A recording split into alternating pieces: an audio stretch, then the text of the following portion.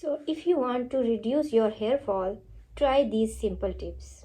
So let's start. Number 1, healthy diet. Eat foods rich in vitamins and minerals like fruits and vegetables.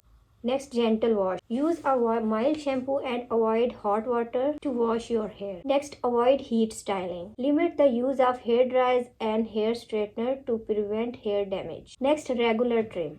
Trim your hair regularly to prevent split ends and breakages. Next, scalp care.